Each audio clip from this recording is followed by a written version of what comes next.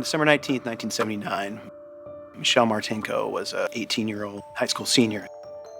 She was impossible to miss. She had the big blonde hair. She was that striking. She was striking. Just a smart, kind, nice person. She was a member of the concert choir. They had a banquet, which she attended.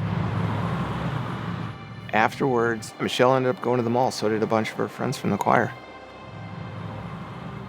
The mall had just opened. It was 2 months old. It was the place to be in Cedar Rapids at the time.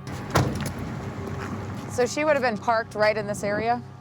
Yeah, she would have been parked facing this direction. She left the mall shortly before it closed. It closed at 10 p.m. that night.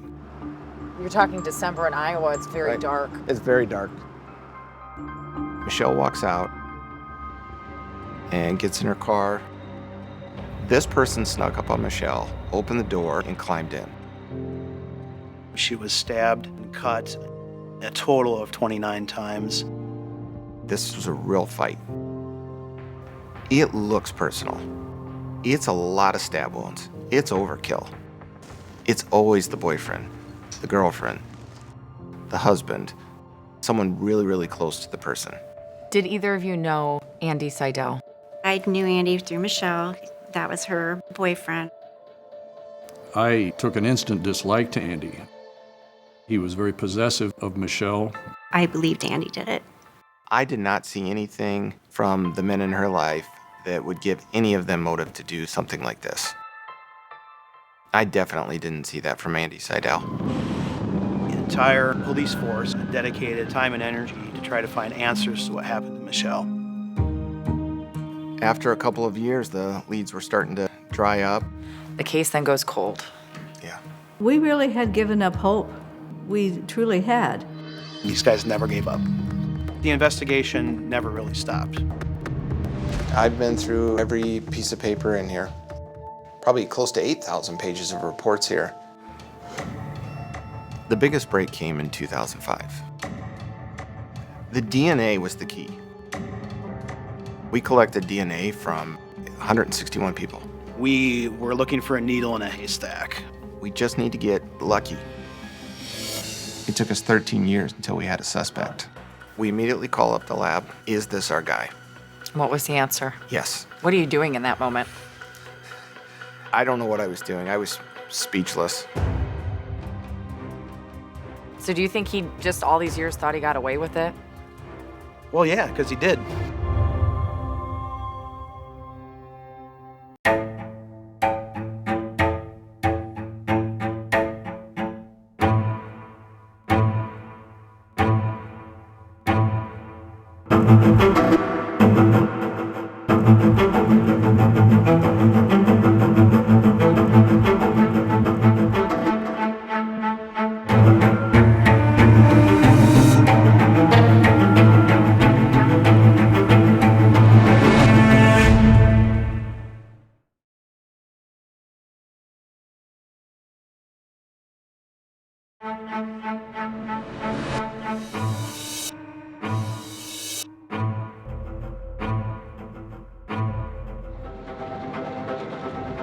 This tragic case, it's been haunting this community for years.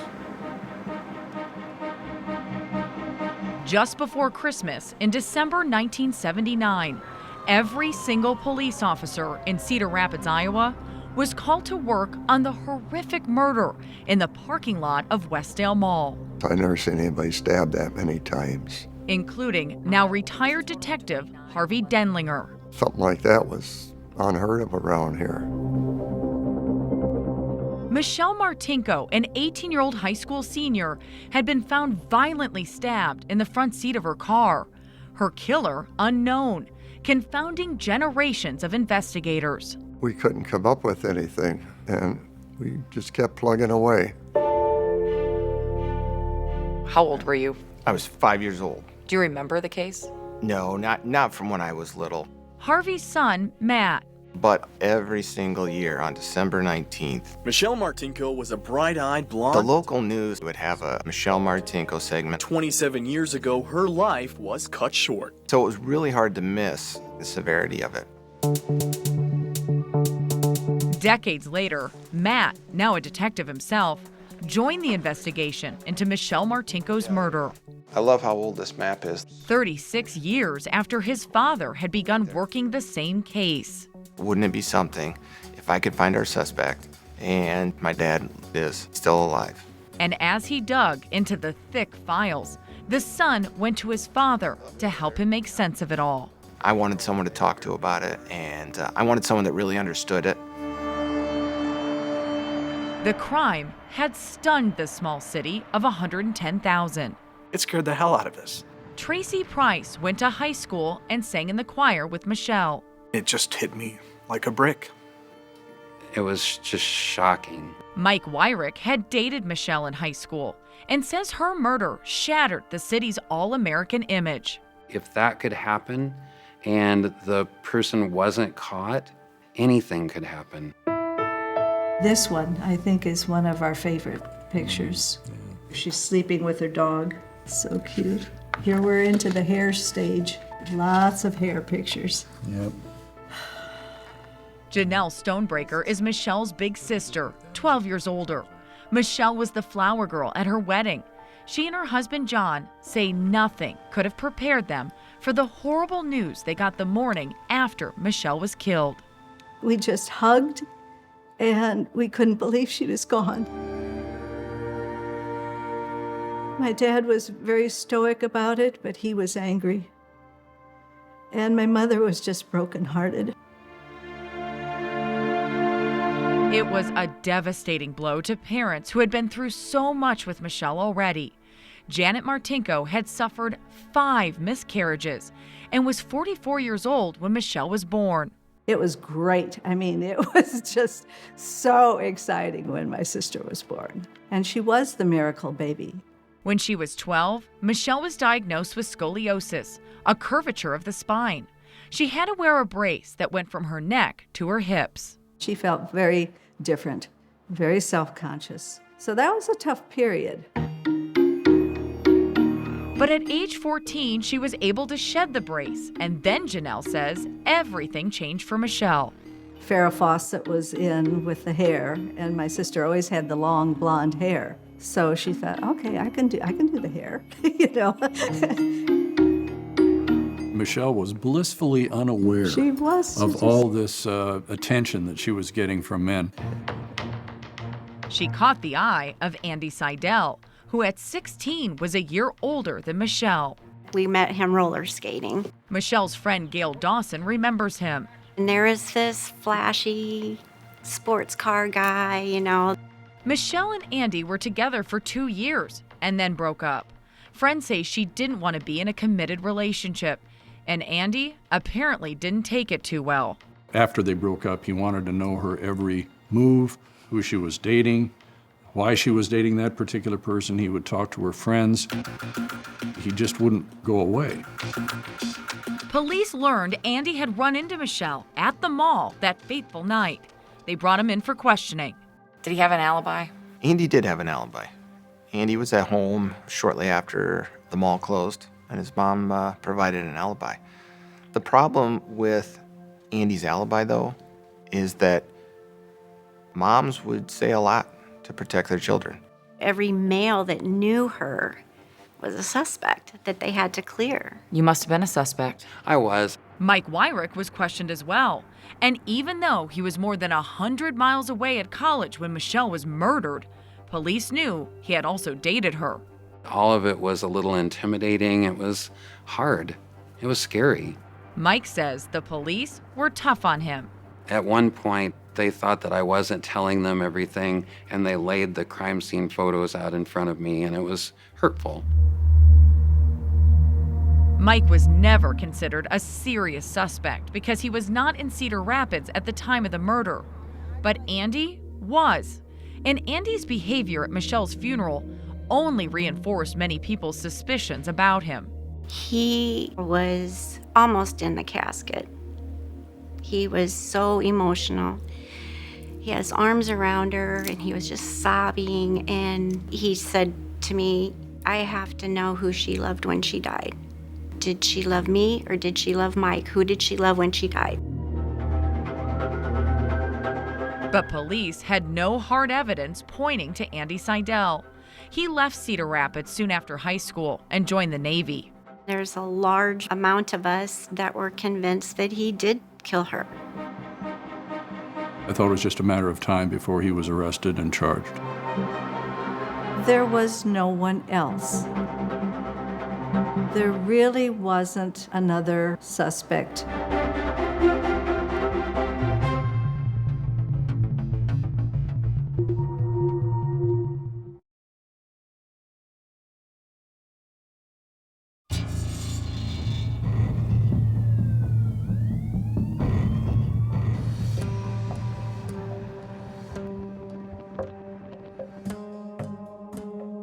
As police investigated those closest to Michelle Martinko looking for potential suspects, they were also looking at the possibility that Michelle may have been killed outside the mall by a stranger. She was out there and she was looking for a coat that her mom had put on layaway for her for Christmas, and she was going to pay it off. Michelle had $186 with her to pay for the coat, but ultimately decided she didn't want it. Tracy Price had run into her at the mall that night and gave her a protective warning when he saw her holding the cash. Put that away, you know. Don't be flashing money out here in the middle of everybody. Tracy only learned later that Michelle was a little anxious that night. She was nervous about going out to the mall by herself, and that she had told someone that she felt like she was being followed. You didn't notice anybody watching her, paying close attention to her? I never got that feeling. Michelle headed to her car in the dark. So she was parked pretty far away. Yeah, she was parked a ways out here. I think she gets in. I think she probably turned that car on herself and was warming it up for a minute to get the frost off the windows. And I think that in that moment before she puts it in drive and leaves, I think he's at the door, pops it open, pushes her over and climbs in. Sounds like a robbery? On the surface, it would sound like a robbery, but she did have cash on her. It wasn't taken. She did have a bag with some items she had purchased in the back seat. Those weren't taken. So is it a sexual assault? It very well could have been the plan. Although the autopsy showed she was not sexually assaulted, Michelle had defensive slice wounds on her hands and body. You have to assume that pretty much any motive that you can logically think of was a possibility, and that Michelle decided she wasn't going to allow that to happen. She fought. Whatever the motive, the assailant had come prepared. They found rubber glove indentations on the outside of the car in dirt. They found them inside the car in blood. It was clear that that person was trying to conceal their identity. Investigators had no fingerprints, no witnesses, and few leads. Although they had a blood-soaked crime scene, DNA technology was still years away. It's frustrating. By 1986, this case is sitting on ice. It's that cold. No one can think of anything more to do at that point. Michelle's family was even more frustrated. It seemed that everybody had been looked at. We thought the investigation was pretty much dead in the water. It would take almost 2 decades, but the case would come alive again. In 2005, Detective Doug Larison was in charge. Coincidentally, he had gone to high school with Michelle. Although they were not close, her murder had deeply affected him. So that had been on your mind since you were 18 years old. How do we get this solved? Right. I felt the responsibility towards my classmates, actually, to get this crime solved. In the years since Michelle's murder, DNA had emerged as a forensic tool. Technology changes, science changes, so I wanted to proceed and move the case forward. And Larison did just that. He was reading Michelle's file when he discovered that sometime earlier, another detective had sent blood scrapings found on the gear shift of the car out for testing, but nobody had followed up on the results. And it just stays in the file until somebody finds it? And it can get lost in the file. And until somebody actually sits down and reads the file, do they go, oh, wow, we have DNA? Those different investigators don't necessarily network with one another. But Larison found that lab report, and it showed that not only did the gear shift have DNA, it was male DNA. He had probably cut himself, and that's how his DNA and his blood got mixed with her blood on the gear shift selector. Larison then sent Michelle's dress, which had been safely tucked away in an evidence locker, to the lab for further testing. What did they find? A spot of blood on her dress with a full male DNA profile. And it was consistent with the male DNA profile on the gear shift selector. Larison had identified a crucial piece of evidence. I think it's just common sense that that's probably your killer right there. Detectives had the evidence. Now all they needed was the suspect. We know we just need one person. We just need to get lucky, have the sun shine on us just one day when we find one person that matches that. But it would take many days, more than a decade. And it wasn't luck. It was cops who wouldn't quit until they finally narrowed in on one very surprising suspect. Oh boy, this is it. We have finally gotten down to the wire on this.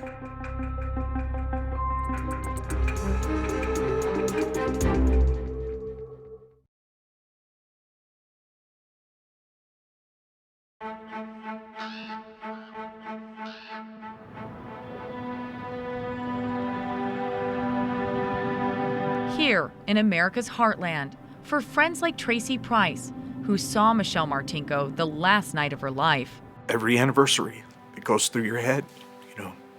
Here's another year, still don't know. For ex-boyfriend Mike Wyrick. We all were victims in a way. Well, your innocence was stolen. Yeah, exactly. Then the fear set in. And for close friend Gail Dawson, Michelle's murderer left a mark on all their lives. You're scared. You're afraid to go places. The killer had vanished. But by 2005, investigators were onto something new. Science. And that male DNA profile in Michelle's dress and the DNA from the blood on her car's gear shift. Would it be fair to say you found a needle in a haystack? I think there was a lot of needles in a lot of haystacks in this case. For lead investigator Doug Larison, old evidence suddenly had fresh potential. He shipped the blood samples to CODIS, the nationwide database of DNA collected from arrested offenders. If Michelle's murderer had a previous record, CODIS will give us a hit and tell us who matches the profile. So you send it to CODIS, and what happens? We never got a hit.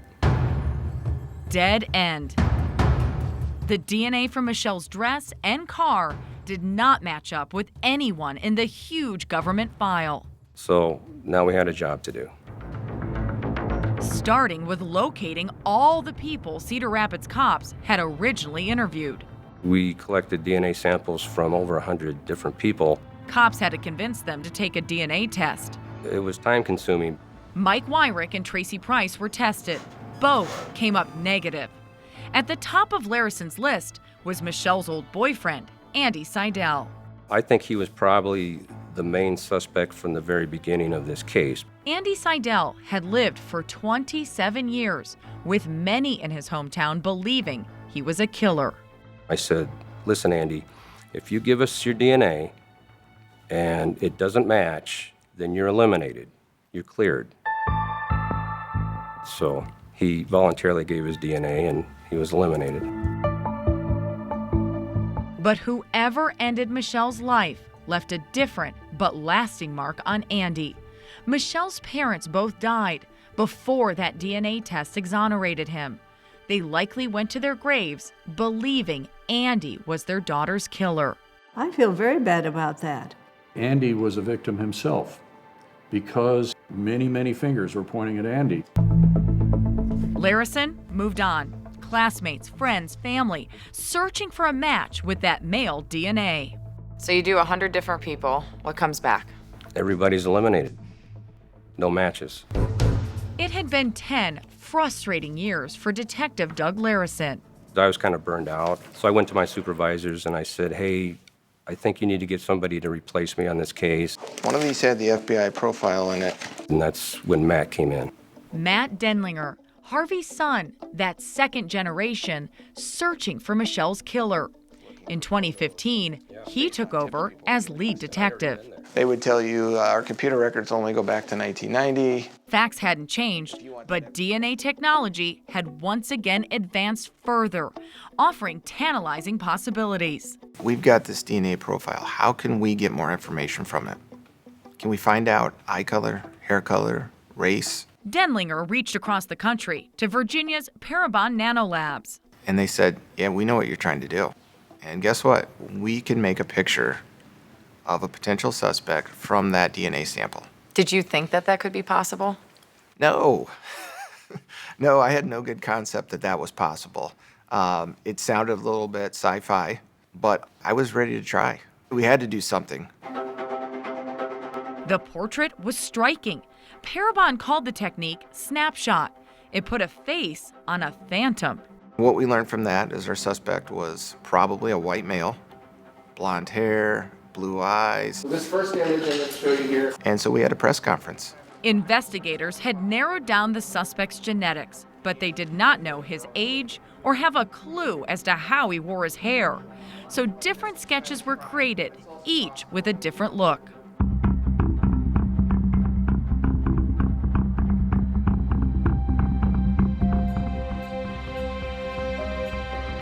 A town hungry for justice searched its memory for a match. Do you get a lot of tip calls? We got hundreds. Any of them pan out? No. It's every blonde-haired, blue-eyed guy that ever walked the face of the earth and stepped foot in Iowa. Are you just confused? I was really confused, and I did not know where to go next. That answer came from an infamous but totally unrelated case. California's so-called Golden State Killer. Joseph D'Angelo was arrested in 2018, charged with a decades-long spree of serial murder and rape. That was big news. That was big national news then. I read the article, and it talked about genetic genealogy. And you went bingo. I went bingo. Genetic genealogy, the charting of DNA from one family member to another. A DNA family tree. Parabon was ready to test that same DNA one more time. They said, we'll use the sample you already gave us for the snapshot images. I said, let's do it. Parabon searched a public national database called GEDmatch of people who submitted their own DNA voluntarily to trace their own personal family tree. And in July of 2018, we got a report back from them. They said, good news, we found a relative of your killer. Brandy Jennings is our gal in Vancouver, Washington. She's the second cousin. Right. Once removed. Exactly. Brandy Jennings, an office manager and single mom, was a distant relative to the male whose DNA was found on Michelle's bloody dress and in her car. So you start with her. We start with her. Denlinger spent months building Brandy's family tree, all the way back to her great-great-grandparents. We used genealogical records, birth records, marriage records, gravestone records, anything we could find to fill in a bunch of these unknowns. As more blood relatives of Brandy Jennings provided their DNA, a genetic puzzle filled in, and the detective reached out to Parabon once again. And they recalibrated things and said, listen, we think your best odds are these three brothers who live in Iowa. 3 brothers, all from Iowa, all likely sharing some DNA with the blood found in Michelle Martinko's car. A 38-year trail was heading straight back home. 20 minutes away. I was pretty excited about this one.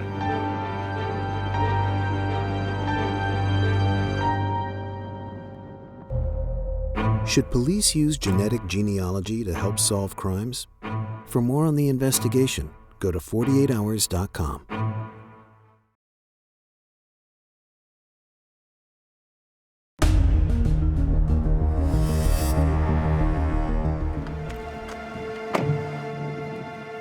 By October of 2018, Detective Matt Denlinger's painstaking ancestry searches had narrowed the suspects down to 3 brothers in Iowa, and all of them were still alive. We immediately started doing research on these three brothers. They were Donald Burns, Kenneth Burns, and Jerry Burns. Denlinger and his team set up a plan. They would collect DNA samples from the brothers to see if any were a match. And they would do it without them knowing. You think one of them's the suspect, you can't tell any of the three. Not only can I not tell any of the three, but I was careful who I told in general. Iowa is not the biggest state in the union, and you never know who knows who. They followed one brother to lunch and grabbed his straw. For the second, a toothbrush was collected from his garbage. And then the third brother, Jerry. We drove up to Manchester. We had already established kind of a pattern or some locations to try to find him. After a couple of hours, he spotted Jerry Burns at this pizza restaurant. And he drank at least 2 sodas out of a glass with a straw. All 3 brothers' samples were sent to the lab. Don and Kenneth were not a match, but the results showed Jerry Burns' DNA was an exact match. For Denlinger, the message was clear. I was definitely speechless. I'm almost speechless today thinking about it. It turns out that Parabon's sketch of the suspect was very similar to a young Jerry Burns. But Burns wasn't an obvious suspect. We are not finding any connection at all. No connection to Michelle, no connection to that car. Even more baffling, Jerry Burns' resume was the opposite of a cold-blooded killer. He had no criminal record and was even a respected businessman with a wife and 3 kids. Denlinger picked a particular day to interview Burns at his business. Hello? December 19th, 2018. Hey, how are you today? Jerry, my name's Matt, the Cedar Rapids Police Department. Exactly 39 years to the day after Michelle was murdered. I wanted to rattle him. I wanted to bring that up during the interview and see if that would do anything to him. Copy of the search Using a hidden camera inside a coffee mug, Denlinger tried to get a confession. The reality is we have your DNA at the crime scene, and so we know you were there that night this happened. How would we get your DNA at the crime scene there, Jerry? I don't know. But Jerry acknowledged he had been to the mall with his family in the past. Did you go to Westdale Mall? Oh yeah, we've gone to Westdale Mall. Although Jerry couldn't remember when he was at the mall, Denlinger continued to press him. Jerry, what happened that night? I don't know. Despite Burns' denials, the DNA was enough to arrest him for the murder of Michelle Martinko. Anything you say, Ken, will be used against you in a court of law. On the ride back to Cedar Rapids, a camera was rolling again, this time in the police car. And Denlinger believes Jerry offered something revealing. He said a few things about blocking stuff out, traumatic events. I think it's possible it's happened. You're not remembering it. I'm sure something like that would be possible to block things out of your memories.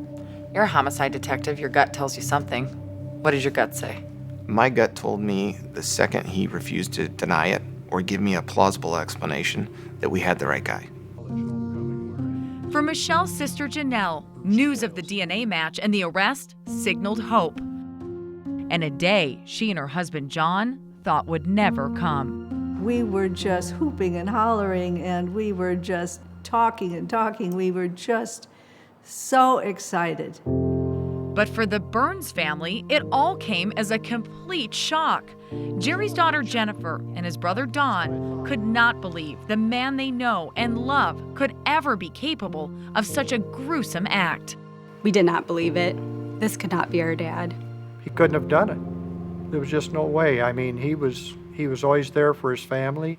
Circumstance that just made it highly improbable from our perspective. First of all, there was no connection between Jerry and Michelle Martinko. None. Leon Spies is Jerry Burns' attorney. He believes his client's demeanor during the police interview wasn't out of the ordinary. I challenge anybody to predict how any person is going to react, let alone react being caught out of the blue with an investigator trying to attribute them to a horrible, horrible crime. He did not commit this murder. In February of 2020, Michelle Martinko's accused killer went on trial, more than 4 decades after her murder.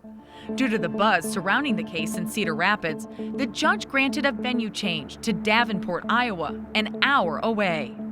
The evidence will show that Michelle Martinko was murdered that night by the defendant, Jerry Burns. Prosecutor Nick Maybanks felt the weight of his hometown on his shoulders. A lot of eyes on this case.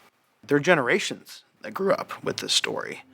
And the generation who lived through the horror and suspicion. Always seemed to be happy. Several of Michelle's friends were called to testify, including Michelle's ex-boyfriend and once prime suspect Andy Seidel, who says he and Michelle were on good terms the last time they saw each other.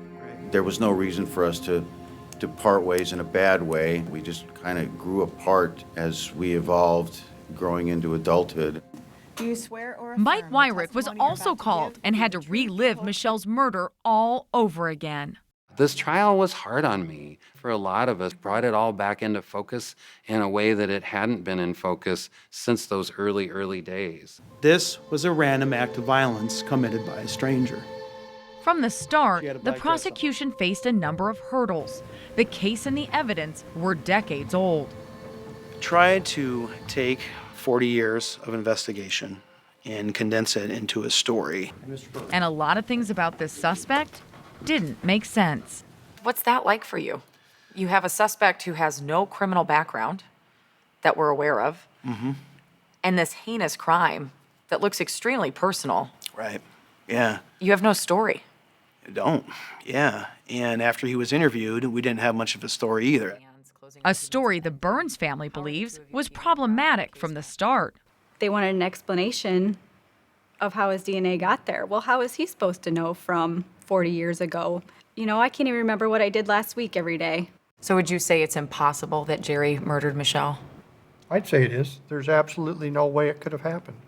I don't think there's any way that my dad could have done this. The prosecution's case hinged on that one critical piece of evidence, Jerry Burns' DNA. We got the science, we got the guy. There's a 1 in 100 billion chance that it could be somebody else's. There's only 8 billion people or so in the world. But Leon Spies argues the DNA evidence isn't foolproof. There are lots of misconceptions about DNA. It's not the silver bullet that law enforcement often portrays it to be. Do you think Jerry Burns' comment in the patrol car was telling? Join the conversation on Facebook and Twitter.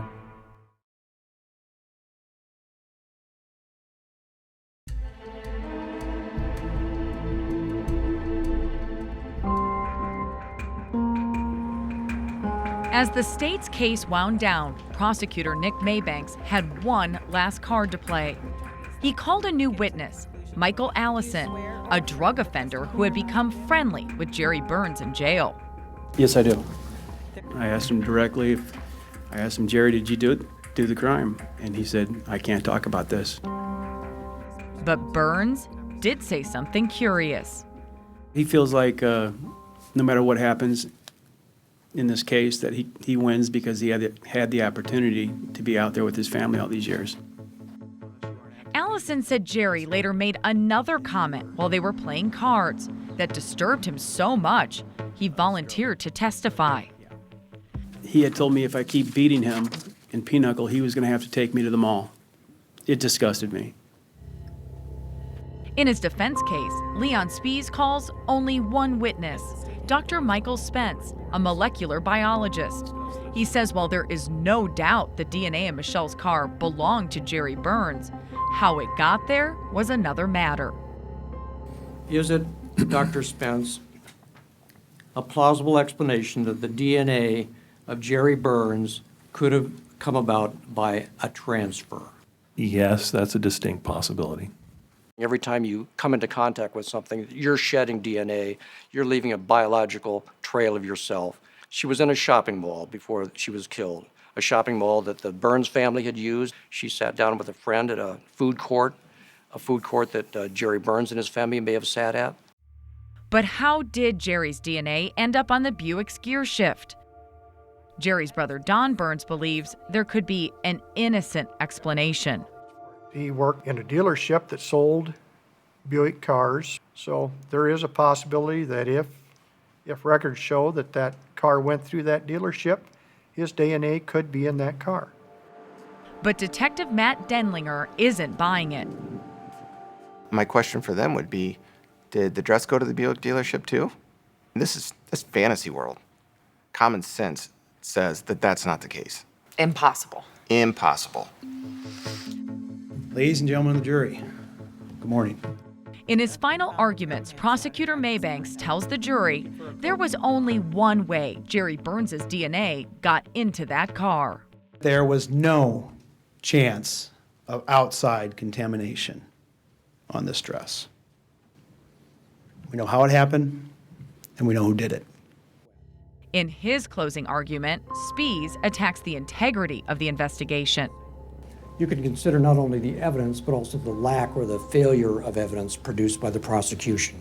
And he tells jurors to consider how unlikely it is that a man like Jerry could commit a crime like this. The state's scenario here is that Jerry Burns, a married man with 2 young children at home, leaves, drives to Cedar Rapids, Iowa in the night, leaving his wife and children behind, armed with a knife, armed with rubber gloves, goes to a Westdale Mall on the chance that he's going to encounter Michelle Martinko, designs to kill her, and then leaves and drives back home.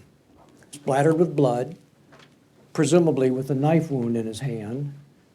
That's the scenario the government wants you to believe. The jury begins deliberations on a Monday afternoon. Remember, you are the judges of the facts. Nerves are on edge. I was not thinking slam dunk. All it takes is one juror to have a hung jury. But just 3 hours later, I said, we have a verdict. So we rush into the courtroom, sit down, and we wait.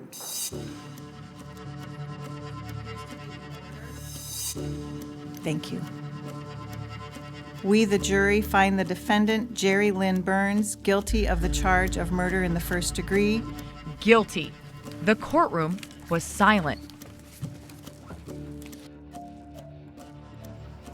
We almost couldn't breathe. It was just amazing. It was fabulous. We were aware of how quiet it was on Jerry's side and that there was no reaction. Unfair. I'd say I was stunned. The verdict came back so fast, I don't know if the jury really took time to look at the facts. What do you feel in that moment? Extreme relief. The weight of the world was off my shoulders now. Harvey Denlinger, the investigator who was there at the beginning of the case 40 years earlier, saw his son help end it. I'm proud as heck of him. I really am proud to get an answer, while he can still appreciate it. He said today how proud he is of you. Well, all right. We're gonna take a break. Finally, there was an answer to the question that had haunted Cedar Rapids for so long. But there is a lingering question. Was Michelle Martinko Jerry's only victim? I just seen something about Jody Husentroot recently.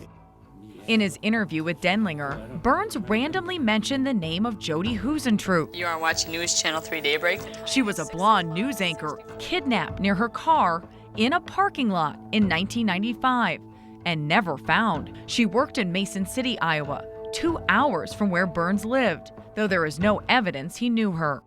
Do you suspect that Jerry Burns was involved in other crimes? I don't know the answer to that. My gut tells me there's probably something else out there. Mason City police will not disclose whether they are investigating Burns in the Husentroot disappearance, and his DNA is not connected to any other cases. But in Michelle Martinko's case, she played a unique role in revealing her killer. She fought so hard that she caused the murderer to cut himself. He left his DNA, and so Michelle helped solve her own murder. 4 decades after Michelle's death, her friends, family, and generations of investigators gather to celebrate her memory. This case isn't just about her death, it's about her life. Nick Maybanks worded it the best. I mean, he said, it's not about how she died, it's about how she lived. You can't help but wonder where life would have led her. Her name will be forever etched in local history as part of Cedar Rapids' most haunting crime. You've been a prosecutor for 20 years. Is this the biggest case you've ever had? Yeah. Every case, you want justice. But a case like this touched so many people over so many years, there'll never be another one like it.